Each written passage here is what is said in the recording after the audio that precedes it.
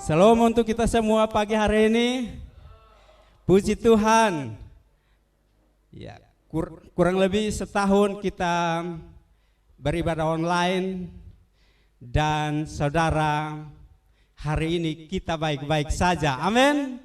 Saya percaya bahwa kita semua mengalami berkat-berkat secara rohani.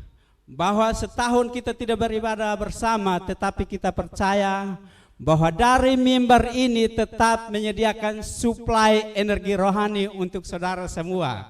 Haleluya, tidak kekurangan sedikit pun. Demikian juga berkat-berkat rohani, berkat-berkat jasmani Tuhan sediakan untuk kita semua.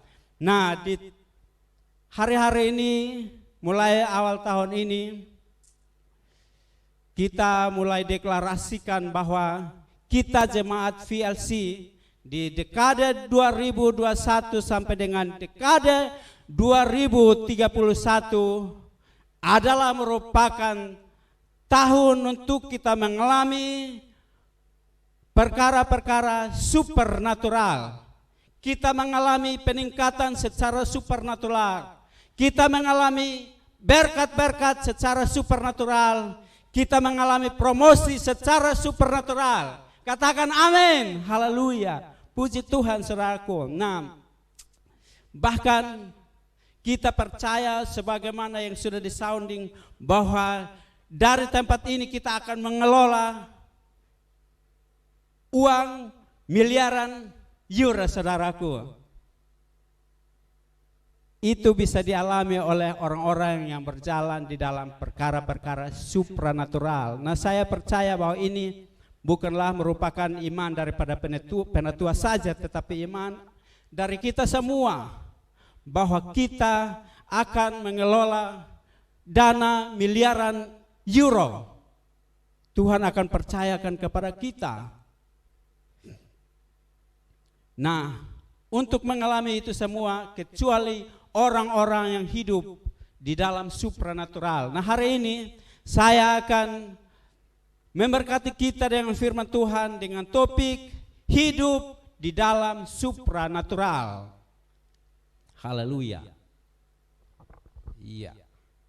Nah, tentunya kita bertanya bagaimana caranya hidup di dalam supranatural. Nah, Bapak Ibu saudara-saudara sekalian, bahwa di dalam Alkitab itu penuh dengan perkara-perkara supranatural. Itulah sebabnya hari-hari ini kita getol percaya kepada Tuhan, percaya kepada setiap janji-janji Tuhan, kita percaya kepada firman Tuhan, karena Alkitab itu penuh dengan perbuatan-perbuatan supranatural. Di dalam pertama Petrus 2 ayat 9 dikatakan, ya, perbuatan-perbuatan ajaib.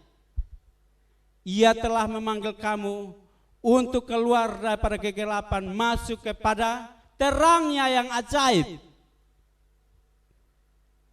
Kita melakukan perbuatan-perbuatan yang besar, perbuatan-perbuatan yang ajaib, marvelous light, perbuatan-perbuatan yang menakjubkan di dalam setiap kehidupan kita. Itulah ciri daripada orang percaya, ciri daripada orang yang berjalan di dalam supernatural, di mana kita bisa memerintah sebagai orang-orang percaya dengan otoritas penuh sebagai orang percaya. Haleluya. Wahyu juga dikatakan di Wahyu 5 ayat yang ke-10 bahwa Tuhan telah memilih kita dan Tuhan menjadikan kita sebagai imam dan raja untuk memerintah di bumi. Haleluya. Itulah sebabnya kita pantas melakukan perbuatan-perbuatan yang ajaib. Pantas berjalan di dalam alam supranatural. Haleluya. Di dalam Roma 12 ayat yang kedua dikatakan bahwa kita, rencana Tuhan atas kita adalah melakukan perbuatan yang baik, berkenan dan yang sempurna. Bahkan Alkitab berkata bahwa kita melakukan yang sempurna. Haleluya. Kalau kita berjalan dalam supranatural, maka kita akan melakukan sampai yang sempurna. Nah, untuk sampai di situ Maka Tuhan pakai krisis. Poin pertama adalah krisis ala Tuhan untuk mengalami terobosan supranatural. Ketika Tuhan ada di muka bumi, Tuhan melakukan perbuatan-perbuatan yang besar. Tuhan menyelamatkan orang, Tuhan berkhotbah, Tuhan Yesus memberi makan kepada orang percaya, Tuhan Yesus menyembuhkan orang sakit, bahkan menyelamatkan orang yang tersesat. Tetapi di samping itu, Tuhan Yesus memilih ke-12 muridnya, hidup bersama-sama dengan mereka, mengajar mereka, berjalan bersama-sama dengan mereka, supaya Tuhan dapat mengimpartasikan kehidupan supranatural dalam kehidupan mereka. Matius yang ke-8 ayat 23. Lalu Yesus naik ke dalam perahu dan murid-muridnya mengikuti dia. Ayat 24. Sekonyong-konyong mengamuklah angin ribut di danau itu sehingga perahu itu ditembus gelombang, tetapi Yesus tertidur. Haleluya. Ini adalah sebuah pelatihan yang Tuhan mau berikan kepada murid-muridnya. Dan dikatakan di dalam ayat yang lain, pada petang hari Yesus mengajak murid-muridnya, mari kita pergi ke seberang. Iya, tentunya dalam pikiran murid-murid, kita ke seberang untuk apa? Pasti di sana terjadi mukjizat. Iya. Tetapi mereka belum tahu bahwa ketika mereka ada di tengah laut, maka terjadi sebuah peristiwa yang di luar daripada dugaan mereka. Nah, dengar Bapak Ibu, saudara-saudara sekalian, bahwa ketika ada krisis mau datang menghampiri kita, tidak pernah krisis itu SMS kepada kita, telepon atau WA, sampaikan supaya kita siap-siap, kita kuat-kuat, baru kita akan pergi. Demikian juga Yesus mengajak murid-murid pergi ke seberang di tengah laut. Terjadi sesuatu yang di luar daripada dugaan mereka, yang mereka tidak impikan, yang di luar daripada pemikiran mereka. Dan tentunya itu sebagai manusia pasti kita akan goncang, kita akan bimbang, bahkan panik. Dan benar terjadi, murid-murid begitu ketakutan, murid-murid begitu khawatir, murid-murid begitu bimbang. Dan mereka pasti berpikir bahwa sudah habis kehidupan mereka. Tetapi apa yang terjadi ketika mereka membangunkan Yesus? Maka Yesus menghardik angin itu. Ya, Yesus ada bersama-sama dengan mereka. Dan ketika Yesus bangun, Yesus berkata kepada mereka, mengapakah kamu khawatir, hai orang yang kurang beriman? Ya, you are the little faith. Engkau orang-orang yang kurang iman. Yang Yesus harapkan di sini adalah ketika mereka bersama-sama dengan Tuhan Yesus, mereka harus aman, ya. Mereka nyaman di dalam perahu itu, mereka tidak khawatir, tidak bimbang sedikit pun, ya. Karena bersama-sama dengan Tuhan Yesus. Mazmur 23 ayat yang keempat. Iya, dikatakan di sana, sekalipun aku berjalan dalam lembah kekelaman, aku tidak takut bahaya, sebab engkau besertaku, gadamu dan tongkatmu, itulah yang menghibur aku. Dalam lembah kekelaman, dalam masa-masa krisis apapun juga, Tuhan selalu beserta kita. Saya ingat sebuah ilustrasi di sebuah pelayaran, ada sebuah peristiwa yang hampir membuat kapal itu tenggelam, sehingga orang-orang yang ada di sekitar kapal itu menjadi panik dan takut sekali, bahkan semakin hampir tenggelam. orang-orang yang ada di atas kapal itu mulai membongkar muatan, ya. Nakoda juga takut, anak buah kapal juga takut. Akhirnya mereka membongkar muatan. Tetapi di situ terdapat seorang nenek-nenek. Lalu nenek-nenek ini dia tenang-tenang saja. Orang dalam hidup pikuk dalam situasi yang begitu sukar, yang hampir-hampir mereka akan binasa, tetapi seorang nenek ini dia begitu tenang, begitu aman. Lalu setelah itu mereka wawancara nenek ini. Tentunya nenek ini bukan EGP. Emangnya gue pikirin, katanya. Tetapi nenek ini dengan santai dan menjawab. Dia berkata, anak saya ada 2 orang. Yang satu sudah almarhum, yang kakak sudah almarhum, dan yang satu ada di seberang laut. Kalau saja kapal ini berhasil dan kita sampai ke seberang, maka puji Tuhan, saya bisa berjumpa dengan anak saya yang ada di seberang. Ya. Tetapi andai kata peristiwa ini membawa kita sampai kita harus meninggal, maka saya lebih bersyukur, lebih cepat saya berjumpa dengan anak saya yang ada di surga. Haleluya. Iya. Ibu ini dia optimis, saudaraku. Iya. Dia percaya bahwa dalam segala perkara Tuhan selalu memimpin kita kepada jalan kebenaran.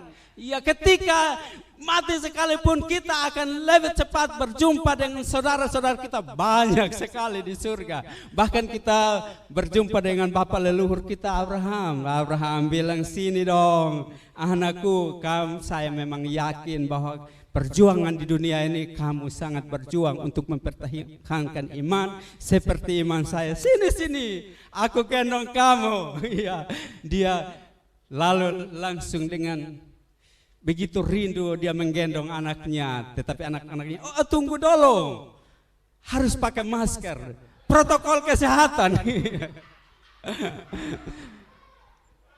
Rupanya dia belum sadar bahwa dia sudah ada di surga. Abraham, sadar, engkau ada di surga. Di sini tidak ada corona. Iya, haleluya. Ketika kita mati sekalipun, kita lebih cepat berjumpa dengan kakak besar kita, Tuhan Yesus, kakak sulung kita. Itulah sebabnya jangan pernah takut. Jangan pernah bimbang dalam kehidupan ini. Tuhan selalu menyertai kita dalam badai, dalam situasi krisis apapun. Dia tetap menyertai kita. Dia ada bersama-sama dengan kita. Dia tidak pernah meninggalkan kita. Dalam peristiwa ini apa yang kita belajar, saudara? Bahwa Tuhan selalu melatih murid-muridnya. Dan di sini dari sisi kemanusiaan memang Tuhan itu adalah manusia seperti saudara dan saya, ya. Lapar butuh makan, ya. Haus butuh minum, ya, seperti kehidupan natural biasa. Tetapi ya, dia melakukan perkara-perkara yang ajaib, ya. Jadi di sini poinnya bahwa Yesus secara supernatural banyak kali Yesus natural banyak kali dia berjalan dengan murid-muridnya, ya, di atas, ya, lewat bersama-sama mereka di perahu, ya. Poin yang kedua yang kita belajar sebagai murid-murid dari peristiwa ini adalah guru melakukan dan murid-murid mengamati. Waktu Yesus bangkit, dia bilang, lihat bagaimana saya mengatasinya. Ya. Yesus menginginkan, ya, guru kita menginginkan supaya kita memiliki sikap yang tenang, memiliki sebuah kesentosaan batin yang tak terkatakan. Di tengah-tengah situasi apapun juga kita menjadi begitu tenang karena kita memiliki kesentosaan batin yang luar biasa yang Tuhan berikan kepada kita. Haleluya. Kita lanjut ke Matius 14 ayat yang ke-25 ya, dan seterusnya. Di situ dikatakan kira-kira jam 3 malam datanglah Yesus kepada mereka berjalan di atas air. Ya.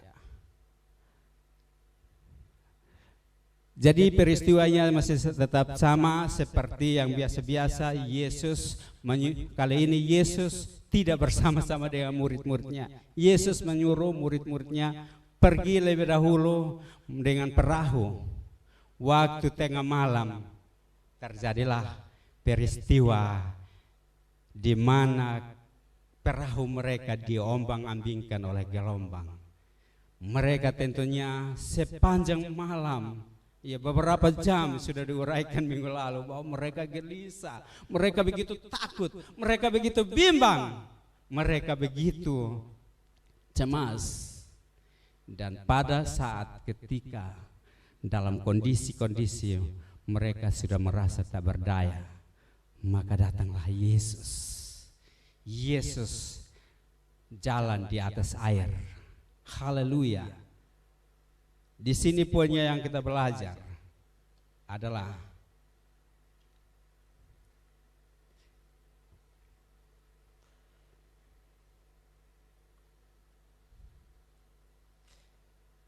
Yesus bukan saja makhluk jasmani, tetapi dia adalah makhluk rohani. Jesus, he is not natural people, not natural man, being man, but he are spiritual being. Dia adalah makhluk supernatural. Dia menunjukkan di sini. Dan di saat itulah dia menginginkan bahwa dia adalah supernatural. Demikian juga orang-orang yang percaya kepadanya adalah supernatural. Haleluya. Kita bukan saja manusia natural seperti biasa, tetapi di samping itu kita adalah manusia supernatural. Kita ya beberapa minggu lalu kita telah belajar rekasam bahwa kita ini manusia, makhluk rohani yang butuh energi rohani. Tetapi kita juga adalah makhluk jasmani yang butuh materi secara jasmani. Jadi di sisi lain kita adalah, nah orang yang berjalan di dalam supranatural adalah mereka-mereka yang mengalami kuasa-kuasa supranatural dalam kehidupan mereka. Nah poin yang selanjutnya kita belajar dari sini adalah guru memberi contoh dan murid-murid menerapkan. Haleluya. Waktunya ini tingkatannya lebih tinggi. Yesus tidak bersama-sama dengan mereka. Yesus di luar daripada perahu. Tetapi di sini Yesus menunjukkan bahwa dia adalah makhluk rohani. Lalu dia menunjukkan contoh bagaimana hidup sebagai manusia supernatural. Haleluya. Dia melatih murid-muridnya untuk berjalan di atas air. Haleluya. Kita kalau berjalan sampai dengan tingkat di mana kita berjalan dalam kehendak Allah yang sempurna, menjalankan otoritas orang percaya yang sesungguhnya, maka kita akan melakukan perkara-perkara yang besar. Kita bisa berjalan di atas air, kita bisa dimasukkan ke lubang singa, tetapi singa-singa itu menjadi teman. Bahkan kita bisa tidur di atas singa, bahkan kita bisa berjalan di dalam api, tetapi api tidak menghanguskan. Haleluya. Dikatakan di dalam Daniel bahwa ketika orang-orang Yahudi itu mereka berjalan di dalam air, di sana terdapat seorang yang kelihatan dari dalam api, yaitu seorang yang rupanya seperti anak dewa bersama-sama dengan mereka. Tuhan selalu bersama-sama dengan kita, saudaraku. Bukan saja Tuhan bersama kita, tetapi roh anak dewa itu ada di dalam pribadi saudara dan saya. Roh anak dewa itu bisa memimpin kita untuk melakukan perkara-perkara yang besar. Kita bisa berjalan di dalam air tetapi tidak dihanyutkan. Kita berjalan di dalam api tetapi tidak dihanguskan. Haleluya. Ku kan berjalan di dalam api, ya. Ku kan berjalan di dalam air tetapi tidak akan dihanyutkan. Haleluya. Ketika kita menyadari diri kita bahwa di dalam diri kita ada potensi supernatural dalam kehidupan kita, hal-hal yang ajaib, hal-hal yang takjub bisa kita lakukan. Nah, mengapa harus pakai angin taufan sehingga kita gelisah, tidak tenang dalam kehidupan kita? Begitulah caranya Tuhan melatih murid-muridnya.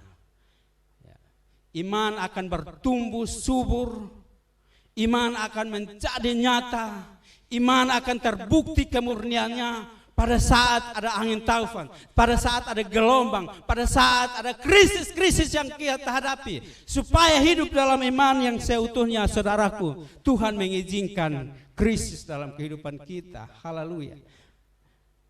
Inilah caranya bagaimana Tuhan melatih murid-muridnya, guru melatih murid-muridnya, ya, untuk berjalan di atas air. Harus Tuhan mengizinkan mereka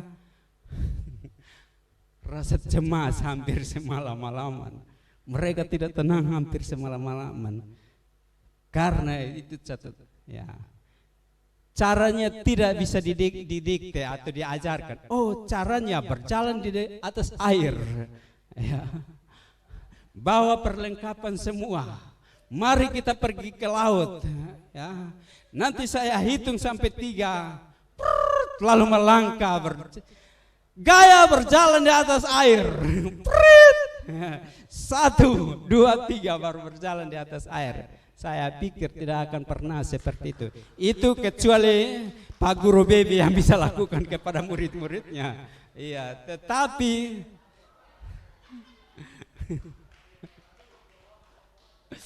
tetapi kalau sebagai anak-anak Tuhan, Tuhan melatih kita, Tuhan harus bawa di dalam persoalan-persoalan yang rasanya tidak mungkin kita melangkah, tidak mungkin kita jalani. Tetapi percayalah bahwa semuanya akan baik-baik saja. All is well, nothing missing, nothing lacking, nothing broken. Semuanya akan baik-baik saja. Haleluya. Ini peristiwa yang Tuhan pakai supaya melatih iman menjadi tumbuh subur dan luar biasa. Tetapi ada peristiwa yang lain yang Tuhan pakai, ya. Tuhan kasih tinggal, ya, tengah malam, tetapi Tuhan sama sekali meninggalkan murid-muridnya, sama sekali meninggalkan. Ya. Kita lanjut. Slide please. Next. Iya, di dalam Yohanes 21 ayat yang ketiga sampai dengan 12 kata Simon Petrus kepada mereka, aku pergi untuk menangkap ikan. Kata mereka kepadanya, kami pergi juga dengan engkau. Mereka berangkat lalu naik ke perahu, tetapi malam itu mereka semalam-malaman tidak mendapatkan sesuatu. Mereka berusaha. Nah, saudaraku, latar belakang daripada ayat-ayat ini, saudaraku, itu pada saat Petrus, Yohanes, Andreas, pokoknya ke-12 murid-murid itu mengalami sesuatu depresi yang sungguh luar biasa. Karena Tuhan yang mereka harapkan, guru mereka yang mereka harapkan akan datang sebagai raja atas mereka. Mereka dipakai untuk menjadi, ya, orang-orang di samping daripada Yesus, tetapi sepertinya hilang sirna semuanya. Haleluya. Mereka putus asa, hilang harapan dan tak berdaya.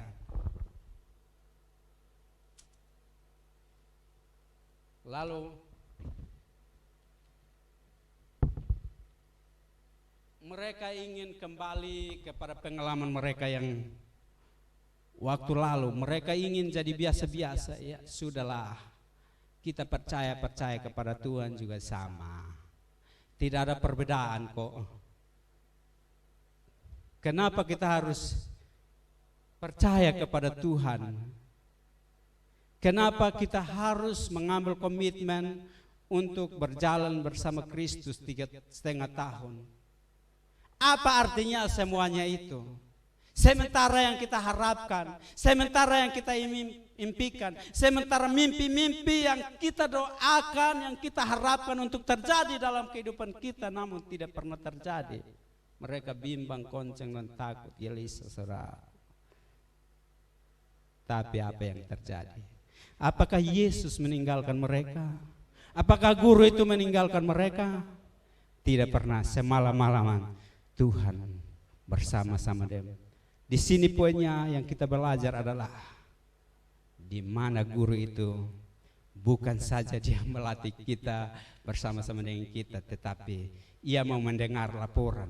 Dia memantau, saudaraku. Dia di luar perahu, tetapi sepanjang malam dia memantau di situ. Lalu pagi dengan kisah mereka tidak menangkap sesuatu, lalu mereka pergi. Yesus menampakkan diri kepada mereka. Sayangnya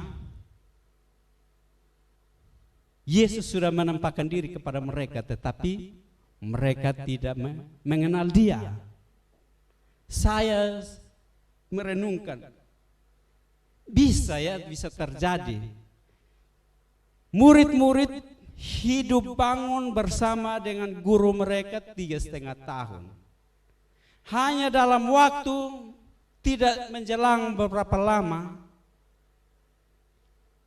Tuhan tidak bersama-sama dengan mereka. Lalu ketika Tuhan menampakkan diri kepada mereka, mereka menjadi tidak kenal Dia.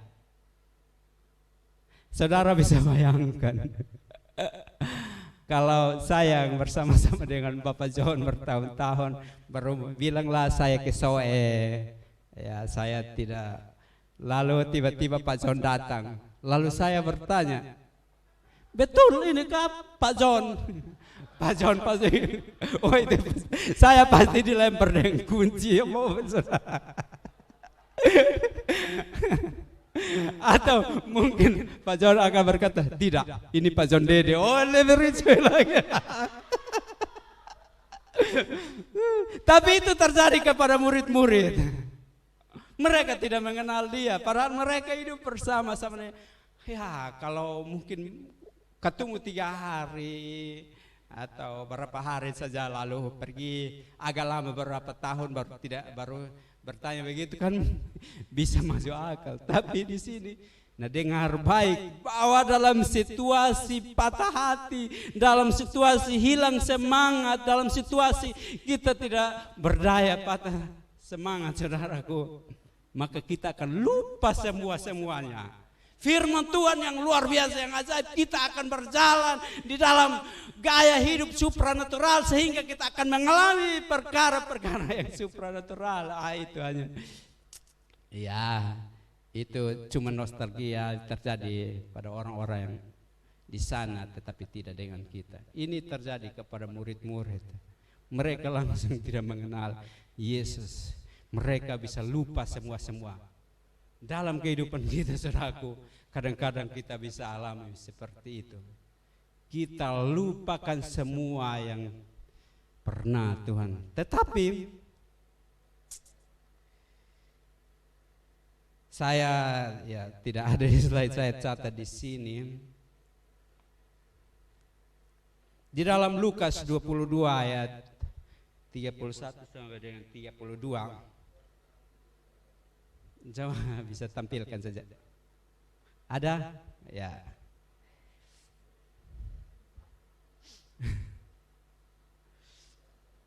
Mari Pak. Haleluya.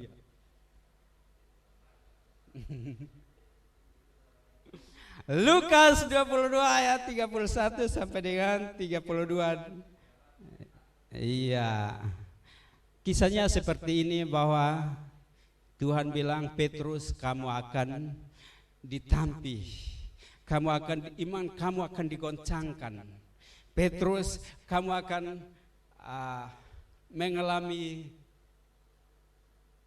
ujian iman dalam kehidupan kamu.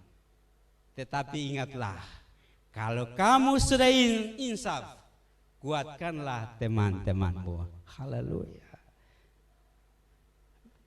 Saudara, Petrus yang begitu hebat sekali, Petrus baru dia bisa begitu down,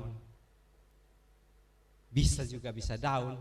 Iya, tentunya kita semua pasti juga pernah alami yang namanya ya situasi-situasi di mana kita rasanya seperti, tidak mungkin nih. Iya, Petrus bisa error, saudara juga bisa error. Tapi dengar baik, Tuhan memaklumi keeroran saudara ya. Errorisme kita Tuhan tahu ya. Tuhan bilang kepada orang di samping, Tuhan memaklumi errorismemu. Bilang kepada saya, Tuhan mengalami errorisme. Dengan sadar penuh saya percaya bahwa kadang-kadang juga bisa error. Haleluya ya. Hal yang lain bahwa kenapa Tuhan bilang kuatkan saudara-saudara yang lain, bahwa krisis itu tidak permanen. Krisis yang pernah kita alami dalam kehidupan kita, krisis itu ada masa kadaluarsa, ada masa expire dalam kehidupan kita. Memang bangsa ini menghadapi krisis, bangsa-bangsa menghadapi krisis yang luar biasa yang tidak bisa. Ya. Tapi dengar bahwa seberat apapun krisis, ada masa expire, ada masa di mana krisis itu akan berlalu dalam kehidupan. Kalau kamu sudah insaf, kuatkanlah, saudara. Iya, tentunya dalam kehidupan kita sehari-hari dalam menghadapi situasi-situasi ini, saudaraku, memang berat. Ya, ada krisis kesehatan, ada krisis ekonomi, krisis pendidikan, bagaimana kita bergumul untuk mengajar anak-anak kita sebagai keluarga yang punya anak pasti berpikir keras untuk bisa membesarkan mereka, mengajar mereka di dalam iman kepada Tuhan, untuk terus bersungguh-sungguh kepada Tuhan. Itu memang tidak mudah. Tapi percayalah bahwa Tuhan akan kasih jalan keluar. Haleluya. Next. Iya. Katakan haleluya. Amin. Puji Tuhan. Poin yang kedua adalah pemeliharaan Tuhan sempurna atas hidup kita di masa-masa krisis. Amin. Pemeliharaan Tuhan itu tidak ditentukan pada masa bulan tua, bulan muda, masa situasi kondisi yang berubah-ubah. Pemeliharaan Tuhan itu tetap sempurna. Mari kita baca ayatnya. Ya.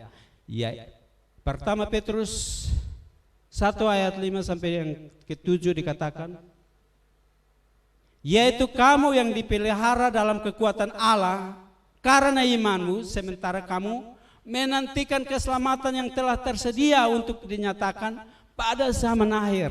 Kita yang menantikan Tuhan, keselamatan dipelihara.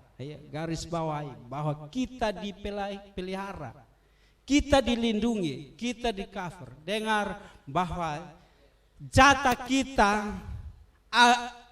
apakah ada masa corona atau tidak, apakah ada masa krisis atau tidak, jatah kita tetap tidak akan direbut oleh siapapun. Jatah yang ditentukan Tuhan untuk saudara-saudara dan saya tidak akan pernah lenyap, tidak akan pernah hilang. Kalau Tuhan tentukan untuk saudara, sekali-kali tidak akan hilang. Untuk Victory Life Community, Tuhan menentukan kita untuk menjadi orang-orang mengelola dana miliar rupiah supaya bisa kasih sekolah gratis, supaya bisa memberikan transportasi gratis, kasih makan gratis, untuk mengelola dana yang luar biasa. Kalau Tuhan tentukan, saya percaya bahwa Tuhan setia. Tuhan akan melindungi apapun yang merupakan rencananya abadi dalam kehidupan saudara dan saya. Haleluya, tidak akan pernah berubah. Dia setia, dia menjaga, dia memelihara. Bahkan dia beserta kita untuk bersama-sama dengan kita menyelesaikannya. Mungkin perjalanan itu tidak mudah, ya. Perjalanan di atas air tidak gampang, tetapi dia menuntun kita untuk mengelola dana dan sebagainya, untuk menggenapi visi dalam kehidupan saudara dan saya. Memang tidak mudah, tetapi ketahuilah bahwa Tuhan pegang tangan saudara dan berjalan bersama-sama untuk menyelesaikannya. Bersama Tuhan kita cakap menanggung segala perkara di dalam Dia yang memberi kekuatan kepada kita. Jangan pernah takut, jangan pernah bimbang, jangan pernah cemas. Haleluya. Puji Tuhan. Ayat yang ke-6. Bergembiralah akan hal itu sekalipun sekarang ini kamu seketika harus berduka oleh berbagai-bagai pencobaan. Bergembiralah karena hal-hal itu. Mungkin hari-hari ini kalau Petrus berdiri dan berkhotbah, saudaraku, dia alami semuanya. Lalu dia berkata, krisis ekonomi, krisis keuangan, krisis pendidikan, krisis kesehatan. Dengar baik bahwa ini hanya seketika saja. Tuhan tidak pernah tinggalkan. Haleluya. Next. Ayat selanjutnya. Dikatakan ayat yang ke-7. Maksud semuanya itu ialah untuk membuktikan kemurnian imanmu. Haleluya. Maksud semuanya itu untuk membunuh saudara dan saya. Amin. Haleluya. Tidak demikian. Maksud semuanya itu bukan untuk membunuh kita. Maksud semuanya itu bukan untuk membuat kita susah. Haleluya. Haleluya. Tetapi untuk membuktikan kemurnian imanmu yang jauh lebih tinggi nilainya daripada emas yang fana, yang diuji kemurniannya dengan api, sehingga kamu memperoleh puji-pujian dan kemuliaan dan kehormatan pada hari Yesus menyatakan dirinya. Maksud daripada semuanya itu, itulah sebabnya dari awal saya berkata bahwa iman akan tumbuh subur. Iman akan membuktikan kemurniannya pada saat ketika kita diperhadapkan dalam situasi-situasi yang tidak memungkinkan. Kita diperhadapkan di dalam situasi krisis. Disitulah iman akan tumbuh subur. Iman akan menyatakan kemurniannya. Saudara, perbandingannya dengan emas. Ya, makanya ada pepatah orang Cina berkata, emas murni tidak takut api. Iya. Iman yang sejati, emas murni saja yang mempunyai nilai yang luar biasa, tetapi itu harus dimurnikan di dalam api. Demikian juga iman kita, saudaraku. Iman kita akan kokoh kuat, iman kita akan perkasa ketika kita diperhadapkan dengan situasi-situasi yang tidak mungkin. Saya dengar kesaksian di sini. Saya mengencourage saudara, dalam situasi yang sukar sekalipun, jangan pernah berhenti untuk mempercayai Tuhan. Seperti yang dialami oleh Mesak, Sadrak dan Abednego, mereka berkata begini, sekalipun Tuhan tidak menolong kami di dalam api yang luar biasa ini, kami akan tetap menolak untuk menyembah patung berhala. Ya, saya teringat kesaksian daripada Bapak John, dikatakan, ya, sekalipun saya mengalami kesusahan, saya akan tetap membimbing istri dan anak saya untuk tetap percaya kepada Tuhan, karena Tuhan sekali-kali tidak akan pernah meninggalkan kita, sebagaimana yang dialami oleh Mesak, Sadrak dan Abednego. Ketika mereka berjalan, Tuhan bersama-sama dengan mereka. Tuhan tidak meninggalkan mereka. Next, haleluya. Iya, Oke, di sini ada, saya ingat bagaimana Mazmur yang dinyanyikan oleh Musa. Dikatakan di dalam Ulangan 32 ayat yang ke-11, dikatakan di sana, laksana Raja Wali yang membangkitkan isi sarangnya, melayang-layang di atas anak-anaknya, mengembangkan sayapnya, menumpang seekor dan mendudukannya di atas kepaknya. Di sini bagaimana Musa dia menyanyikan Mazmur.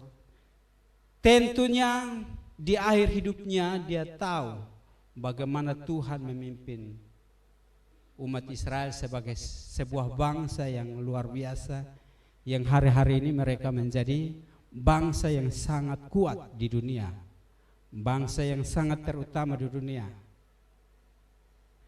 Bagaimana Tuhan melatihnya?